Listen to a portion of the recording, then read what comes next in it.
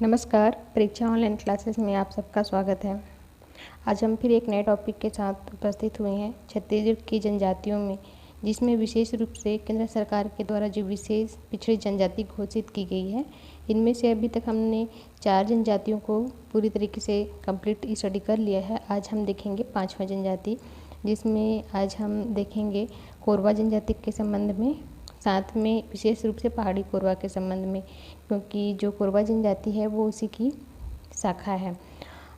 Topic start करने से पहले एक चीज़ को स्पष्ट करना चाह रही हूँ, क्योंकि हमारा जो स्टडी का तरीका है, हम वो सारे चीज़ जैसे सभी के पास आप तैयारी कर रहे हैं तो बुक अवेलेबल है। नोट्स जिन्होंने पहले से कहीं कोचिंग किया है या पहले पढ़ चुके हैं, सभी के पास अपना नोट्स बुक अवेलेबल है।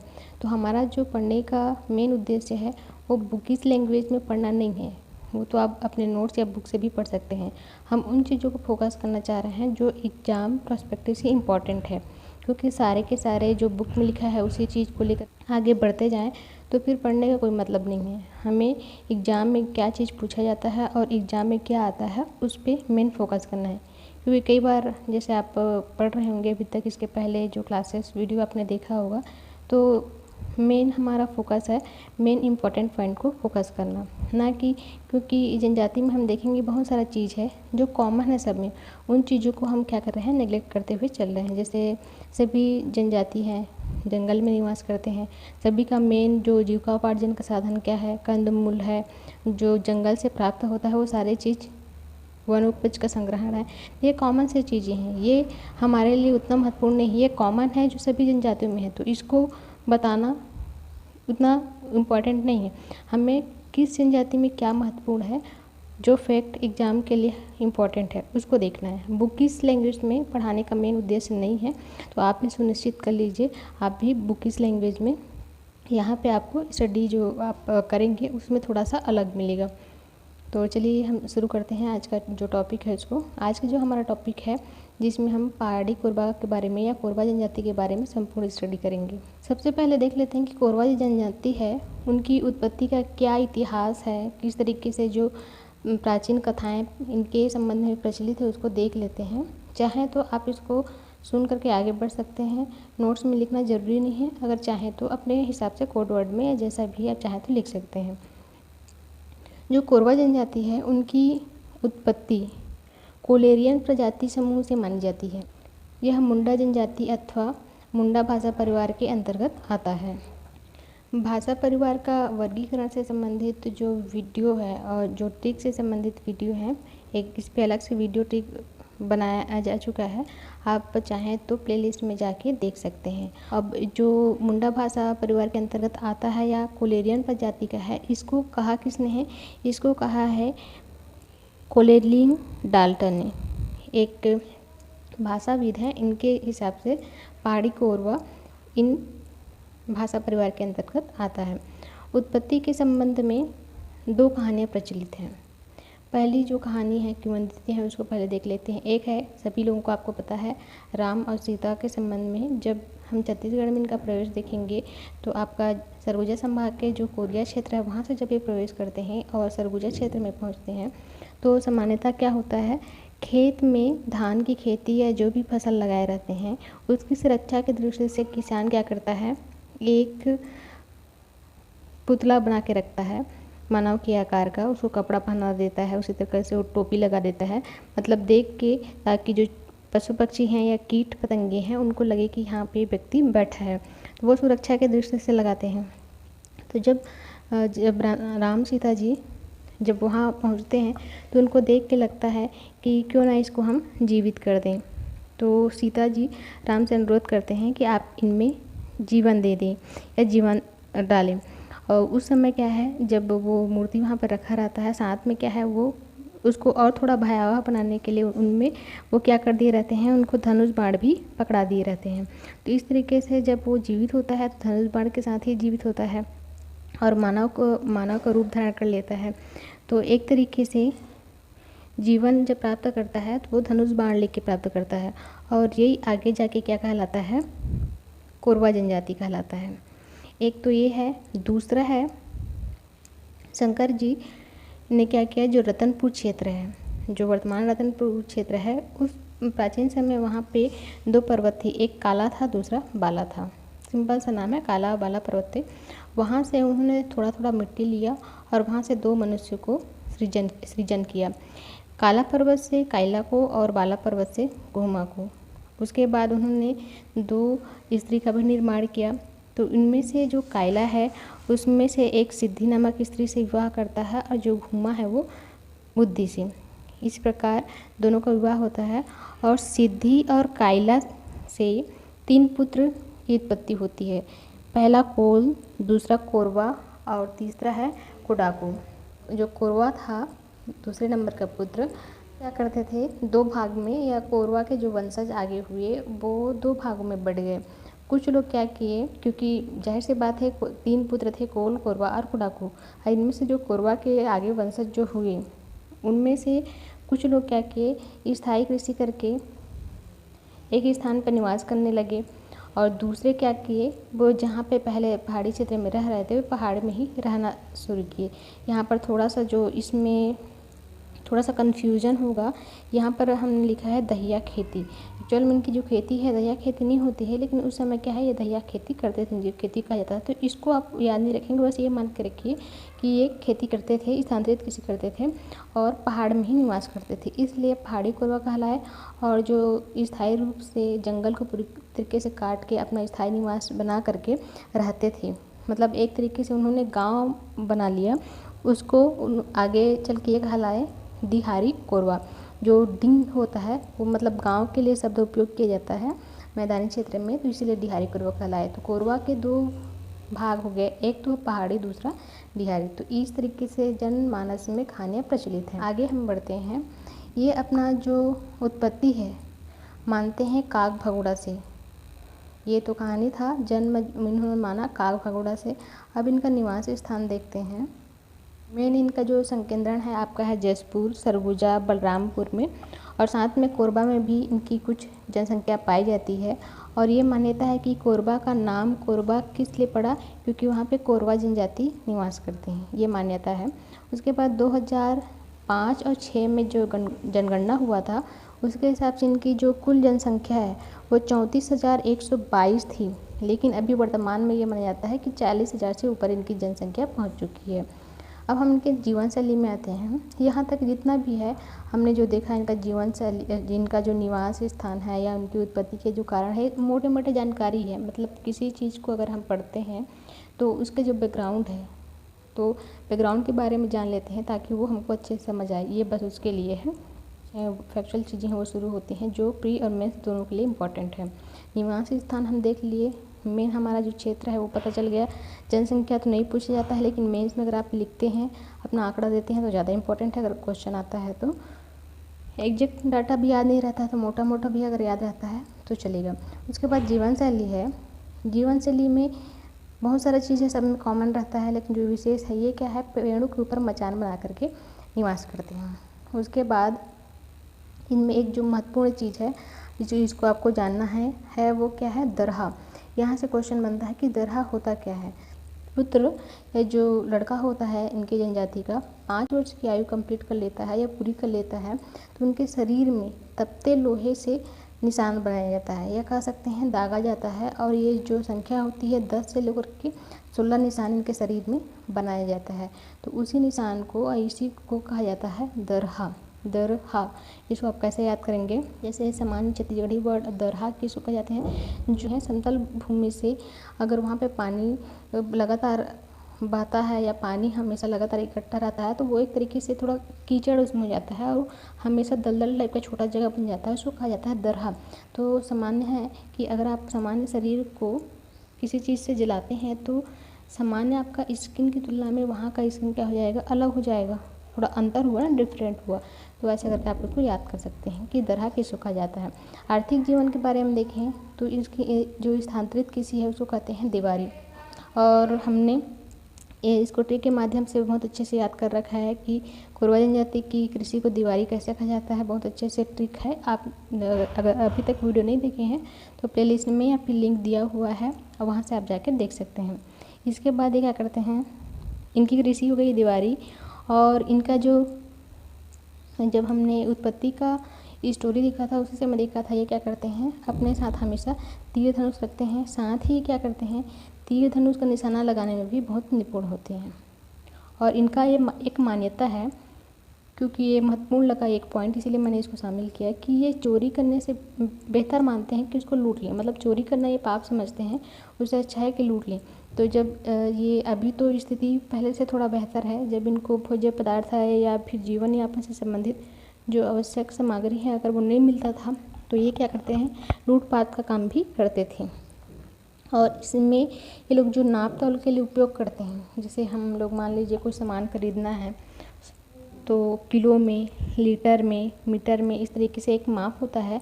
तो इनके पास भी अपना एक अलग पैमाना है, इसको कहा जाता है पैली। और जो पैली है इसका जो सामान्य से तुलना करेंगे तो 850 ग्राम के बराबर होता है। एक पैली बराबर 850 ग्राम। तो ये नाप तौल की इकाई है इनकी पैली। तो पिछड़ापन के कारण इसको हम लास्ट में देखेंगे कि इसका क्या स्टोरी है। सामाजिक जीवन के अंतर्गत दे सकते हैं कि पहाड़ी कोरवा युगल क्या करते हैं, एक बच्चा होने तक साथ में रहते हैं, उसके बाद महिलाएं बच्चे को लेकर के अलग हो जाती हैं और उसका जो परवरिश की जिम्मेदारी स्त्री के ऊपर रहता है। साथ में ही क्या होता है कि जो महिलाएं होती हैं भोजन या भोज्य पदार्थ जो इकट्ठा करती हैं उसका एक अंश अपने पति को भी देती हैं। इसलिए इनके समाज में, पहाड़ी कोरवा में ये प्रचलित है। अच्छा, यहाँ पर आगे बढ़ने से एक चीज़ बताना भूल गई थी कि हमने शुरुआत में जो इनकी उत्पत्ति के बारे में जो कहानियाँ देखी थी वो सामान्य कोरवा जनजाति के लिए था, जो दोनों के लिए लागू होता है। अब इसके बाद हम जो देख रहे हैं आगे इनका जो जीवन शैली है, उसके बाद सामाजिक जीवन है, ये सारे चीज़ पहाड़ी कोरवा के लिए लागू होता है। स्पेशली इसका जो मेन फोकस है हमारा पहाड़ी कोरवा के लिए। तो कन्फ्यूज नहीं होना है कि हमने पहले कोरवा देखा तो पहाड़ी कोरवा। कोरवा क्या है, एक जनजाति है, उसी के 2 उप शाखाएँ हैं जिसमें आपका पहाड़ी कोरवा एक शाखा है। तो एग्जाम की दृष्टि से ये ज़्यादा महत्वपूर्ण है क्योंकि जो विशेष पिछड़े जनजाति है उसके अंतर्गत पहाड़ी कोरवा को शामिल किया गया है। तो ये चीज़ अब क्लियर हो गया होगा, अगर कन्फ्यूजन होगा किसी को तो ये क्या करते थे, अपना भोजन का एक अंश अपने पति को भी देते हैं। अब अगर कोई व्यक्ति फ्री में अगर उसको कुछ मिलता है तो वो क्या चाहेगा कि भाई ऐसे ही फ्री में ही मिलता रहे। तो इनका मानना है इनके समाज में जितनी औरतें उतना ज़्यादा आराम, जितनी औरतें उतना ज़्यादा आराम, अर्थात इससे ये स्पष्ट हो रहा है कि ये एक से अधिक विवाह को ज़्यादा जोर देते हैं और ये मानते हैं कि जो दूसरी विवाह है वो एक तरीके से जिनका दूसरा विवाह होता है वो बहुत सौभाग्यशाली है, क्योंकि जाहिर सी बात है एक से अधिक अगर स्त्रियां हैं तो उनको भोज्य पदार्थ का अंश भी उतना ही मिलता रहेगा। उसके बाद देखते हैं प्रसव के लिए ये क्या करते हैं, अलग से एक कुटिया बनाते हैं, पर्णकुटी का निर्माण करते हैं जिसको कहा जाता है कुंभा। क्या कहा जाता है इनको, कुंभा। और जो प्रसव कराती हैं दाई उनको कहा जाता है डोंगिन। कुंभा और डोंगिन। जो पर्णकुटी है उसको कहा जाता है कुंभा और जो प्रसव कराती हैं उनको कहा जाता है डोंगिन। उसके बाद मृतक संस्कार के संबंध में ये महत्वपूर्ण है प्री के दृष्टि से भी। जो मृतक संस्कार है उसमें 10 दिन तक शोक मनाया जाता है और नवाधानी कार्यक्रम किया जाता है और लास्ट में जब क्रियाकर्म किया जाता है वो कुमारी भात कहलाता है। नवाधानी कुमारी भात, जो 10 दिन का शोक होता है नवाधानी, और जो क्रियाकर्म किया जाता है उसको कहा जाता है कुमारी भात। इसके अलावा इनके यहाँ शिशु जन्म को तो ईश्वर की देन माना जाता है, लेकिन अगर वही शिशु अगर रोता है, रुंदन करता है तो उसको अपशगुन माना जाता है। और कई बार क्या होता है कि अगर इस तरीके से बहुत ज़्यादा हो रहा है घटना तो कई बार उस बच्चे को मार भी देते हैं। मतलब शिशु का रोना इनके लिए बहुत अपशगुन है, इनकी मान्यता है इनके समाज में। तो ये हो गया आपका सामाजिक जीवन। विवाह में देखेंगे तो इनमें डुकू विवाह है। डुकू विवाह मतलब हठ विवाह। हठ विवाह किसको कह सकते हैं, जिसमें लड़की क्या है ज़बरदस्ती लड़के के घर प्रवेश कर जाती है। तो डुकू विवाह इनमें प्रचलित है। और साथ में इनमें इस पर जो विवाह होता है वो 4 चरण में होता है। होने के लिए तो सभी जनजाति में होता है, लेकिन होने के लिए तो सभी जनजाति में होता है, किंतु स्पेशली रूप से, विशेष रूप से इनमें बताया गया है। जैसे पहला क्या होता है, मंगनी होता है, दूसरा होता है शुद्ध बंधौनी, तीसरा विवाह और चौथा होता है गौना। मंगनी तो सभी को समझ आता है। शुद्ध बंधौनी मतलब शायद जहाँ तक मुझे समझ जाता है कि जो धागा या जो सूत पहले क्या है, अभी मंगलसूत्र के स्थान पे पहले एक धागा दिया जाता है, सूत दिया जाता था, उसके लिए होगा। विवाह सभी को पता है। और गौना क्या होता है, पहले सभी लोग जैसे घर में दादी होंगी या जो महिलाएं होंगी उनको पता ही होगा कि पहले के टाइम में गौना होता था। विवाह तो हो जाता था, लेकिन जब बच्चे छोटे रहते थे तो वो जब उस उम्र के लायक हो जाते थे कि गृहस्थी संभाल सके, उसके बाद फिर उनको अपने वर के घर जाना होता है। तो वर लेने के लिए आते थे, पूरा जिस तरीके से बारात आता है उसी तरीके से उसको कहा जाता है गौना। और वधूधन के रूप में इनमें भी सुक्कू दिया जाता है। इसके पहले भी हमने देखा था भुजमाड़िया में, और उसके पहले भी जो वधूधन दिया जाता है उसको क्या कहते हैं, सुक्कू। धार्मिक जीवन के बारे में देखें तो धार्मिक जीवन में इनके मेन जो आराध्य देव हैं वो है खुड़िया रानी। उसके अलावा इनमें और एक है गोरिया देव। गोरिया देव जो पशुधन के देवता है, इसको इन्हों कहते हैं गोरिया देव। और देवताओं में ये मानते हैं महादेव को। मतलब मेन तो आपको एग्जाम में ज़्यादातर ये पूछ जाता है कि खुड़िया रानी कौन सी जनजाति से संबंधित, मतलब कूट मिलान के लिए आता है। तो खुड़िया रानी आपका है कोरवा जनजाति का। उसके बाद इसमें एक और इम्पोर्टेंट है सिंगरी। सिंगरी एक पर्व है इनका जो 5 वर्ष में एक बार मनाया जाता है। तो सिंगरी क्या है, तो सिंगरी इनका एक पर्व है जो 5 वर्ष में एक बार मनाया जाता है। सिंगरी देवी के लिए पूजा की जाती है। और यहाँ पर एक चीज़ और है, मृत्यु होने के बाद जिस घर में ये निवास करते रहते हैं उसको नष्ट कर देते हैं और दूसरा झोपड़ी का निर्माण करते हैं। सेम कंडीशन एक और जनजाति में है, वहाँ पर कन्फ्यूज नहीं होना है, कमार जनजाति। कमार जनजाति भी क्या करता है, मृत्यु होने पर अपना घर को छोड़ देता है। तो इसको आप दोनों को याद रखेंगे। जैसे कमार में मार आ रहा है, मतलब मरने के बाद छोड़ देते हैं। और पहाड़ी कोड़ा में क्या आ रहा है, मतलब इसको कैसे याद कर लेंगे, जैसे कि ये पहाड़ में रहते हैं तो पहाड़ में क्या है, जगह की कमी रहती नहीं है। तो अगर कोई ख़त्म हो जाता है तो सोचते हैं कि नहीं अब यहाँ पर हमको नहीं रहना है, हमको दूसरा घर बना लेना है। तो ऐसे करके आप याद कर लेंगे। 2 जनजाति है जो जहाँ पे मृत्यु होता है उस घर को छोड़ के या नष्ट करके दूसरे घर में अपना निवास स्थान बनाते हैं। उसके बाद त्यौहार में देखेंगे तो त्यौहार में आपका है बीज बोहनी, कोरा और धरेसा। बीज बोनी, कोरा और धरेसा ये एग्जाम का पार्ट बन चुका है। ये कृषि के दौरान मनाया जाने वाला त्यौहार है और ये कोरवा जनजाति के द्वारा मनाया जाता है, पहाड़ी कोरवा के द्वारा। एक और है जिसमें देवधान है, नाम से स्पष्ट हो रहा है देवधान, मतलब सभी देवताओं की पूजा के समय ये त्यौहार मनाया जाता है। और नवाखाई, नई फसल की पूजा की जाती है। तो ये क्वेश्चन बना है कि नवाखाई किस जनजाति तरफ मनाया जाता है, तो नई फसल की पूजा के समय पहाड़ी कोरवा द्वारा ये मनाया जाता है। लोकगीत में देखेंगे तो ये भी सामान्य है, विशेष तो नहीं है। इसके पहले भी हमने जनजाति देखा था, बिरहोर जनजाति, उसमें भी हमने देखा था कर्मा बिहाव और फाग, कर्मा बिहाव और फाग, ठीक है। उसके बाद लोक नृत्य में ये इम्पोर्टेंट है, स्पेशली है जब दमनच नृत्य है, विवाह के अवसर पर इसको किया जाता है और ये भयोत्पादक है। यहाँ से क्वेश्चन ये बनता है कि कौन सा ऐसा नृत्य है जो भयोत्पादक होता है।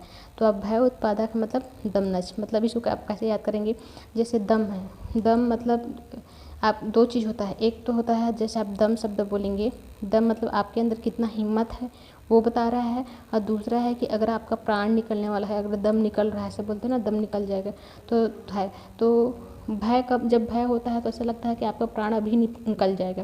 तो ऐसे करके आप याद कर सकते हैं कि दमनच क्या है, भयोत्पादक है। जब विवाह के अवसर पर नृत्य किया जाता है, विवाह के अवसर पर इस नृत्य किया जाता है तो विवाह को क्या माना जाता है, सामान्य रूप से देखते हैं कि जब किसी का विवाह होने वाला रहता है तो उसको मजाक में बोला जाता है, भाई अब देख ले तू तो विवाह के लड्डू, शादी के लड्डू खाने वाला है। और शादी के लड्डू क्या बोलते हैं कि शादी के लड्डू अगर खाओ तो भी पछताओ, ना खाओ भी तो पछताओ, मतलब आपका दम निकलने वाला है। तो ऐसे करके आप जोड़ सकते हैं, दमनच मतलब विवाह के अवसर पर किया जाता है और ये भय उत्पादक है। ये तीनों चीज़ों को आपको याद रखना है क्योंकि ये तीनों बहुत इंपॉर्टेंट फैक्ट हैं और ये क्वेश्चन बन चुके हैं। उसके बाद है पेय पदार्थ देखेंगे तो पेय पदार्थ है इनका हंडिया है, चावल से बनता है। और इनमें जो तंत्र मंत्र के जानकार होते हैं उनको कहा जाते हैं देवारी बैगा। देखो यहाँ पर आ रहा है बैगा, तो ये कंफ्यूज नहीं होना है, देवारी बैगा। उसके बाद इनमें जो पंचायत होता है तो पंचायत में एक तो जाति पंचायत होता है, दूसरा सामाजिक पंचायत। तो हमने जब पंचायत का ट्रिक देख रहे थे तो उसमें हमने म्यारी देखा था। एक चीज़ आप और इसमें नोट कर लेंगे अपने नोट्स में, जो सामाजिक पंचायत है उसको कहा जाता है म्यारी और जो जातिगत पंचायत होता है उसको कहा जाता है तोलादार। जातिगत पंचायत, तोलादार और सामाजिक पंचायत आपका है म्यारी। म्यारी में जो इनके प्रमुख होते हैं उसको कहते हैं मुखिया। मुखिया के अंतर्गत क्या रहते हैं, पटेल, प्रधान और भाट होते हैं। तो ये इनके अंतर्गत शामिल महत्वपूर्ण फैक्ट हैं, जिसमें आपको एक बार फिर से चलिए रिवाइज कर लेते हैं ताकि जो मेन फैक्ट है हमको याद हो जाए। जन्म कहाँ हुआ इनकी उत्पत्ति, कागभगुड़ा से। उसके बाद इनके जीवन शैली में हमने देखा था कि दरहा था। दरहा क्या है, एक 5 वर्ष के आयु के शरीर में, लड़के के शरीर में 10 से लेकर के 16 निशान बनाए जाते हैं दाग करके। इनकी जो कृषि है वो देवारी कृषि है। तो देवारी कृषि है और तंत्र मंत्र के जो जानकार हैं उनको कहते हैं देवारी बैगा। दोनों में देवारी आता है। तंत्र मंत्र के जानकार देवारी बैगा, कृषि देवारी, ठीक है। उसके बाद नाप तौल में के लिए उपयोग किया जाता है पैली। टुकु विवाह प्रचलित है। धार्मिक जीवन में अगर देखेंगे तो इनके जो मेन आराध्य देव हैं खुड़िया रानी हैं। सिंगरी पर्व 5 वर्ष में एक बार मनाया जाता है। उसके अलावा जो लोक नृत्य है, जो दमनच लोक नृत्य है, विवाह के अवसर पर किया जाता है और भयोत्पादक है। पेय पदार्थ में हड़िया। तंत्र मंत्र के जानकार देवारी बैगा। जाति में 2 देखे हैं, पंचायत में 2 देखे हैं, जाति पंचायत और सामाजिक पंचायत। सामाजिक पंचायत का म्यारी होगा और जाति का तोलादार। ये इनमें महत्वपूर्ण है। एक चीज़ और लास्ट में बोले थे कि इसको बताएंगे, जिससे पिछड़ापन के कारण जो कोरवा जनजाति है अत्यधिक पिछड़ी हुई जनजाति है और इनके विकास के लिए कई ऐसे योजनाओं का संचालन किया जाता रहा है शुरू से ही। फिर भी पहाड़ी कोरवा क्या है, जो मुख्य धारा है या विकास की धारा है, उसे जुड़ नहीं सका। तो पहाड़ी कोरवाओं की परंपराओं को ध्यान में रखते हुए जो प्रधानमंत्री थे पंडित जवाहरलाल नेहरू, उन्होंने कहा कि जनजातीय विकास उनकी स्वयं की परिधि में किया जाना चाहिए। मतलब जनजातियों का विकास उनकी स्वयं की परिधि में किया जाना चाहिए और उन पर कुछ भी अध्यारोपित नहीं किया जाना चाहिए, तभी उनका विकास संभव हो सकता है। कई बार क्या करते हैं, जैसे विकास के नाम पे हम उनकी संस्कृति को छेड़ देते हैं। तो उनका ये कहना था कि ऐसा ना हो कि विकास के नाम पर हम उनके जो मूल संस्कृति है उसी से उनको वंचित कर दें। उनके जो परिधि है उसी में रखकर उनको विकसित करें। इनके जो पिछड़ेपन है उसके स्तर को देखते हुए जो हमारे प्रथम राष्ट्रपति थे राजेंद्र प्रसाद, इन्होंने पहाड़ी कोरवा को अपना जो दत्तक पुत्र घोषित किया। तो इस तरीके से जो दत्तक पुत्र का स्टोरी है कि इतना ज़्यादा पिछड़े हुए थे कि बहुत सारी योजनाएं इनके लिए चलाई जा रही थी, फिर भी ये मुख्य धारा से नहीं जुड़ पा रहे थे, इसीलिए इन्होंने दत्तक पुत्र घोषित किया। तो ये हो गया आपका पहाड़ी कोरवा की महत्वपूर्ण जानकारी मेंस और प्री दोनों की दृष्टि से। तो इसी तरीके से आगे और हम एक एक जनजाति को देखते रहेंगे जो हमारे एग्जाम के दृष्टि से महत्वपूर्ण है। हम सभी को नहीं पढ़ेंगे क्योंकि इतने सारे जनजातियाँ हैं, सभी को इतना विस्तार से पढ़ने की ज़रूरत नहीं है। यहाँ पर जो 5 से लेकर के 7 जनजाति हैं उसको हम देखेंगे डिटेल में बहुत ज़्यादा, जितना हमको फैक्ट मिल सके। उसके बाद बाकी का जो मेन फैक्ट है उसको हम देखेंगे जो एग्ज़ाम के लिए ज़्यादा इम्पोर्टेंट है।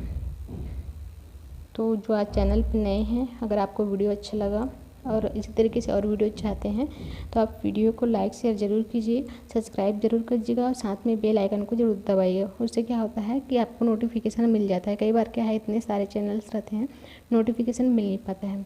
तो आज के लिए बस इतना ही। Thank you so much.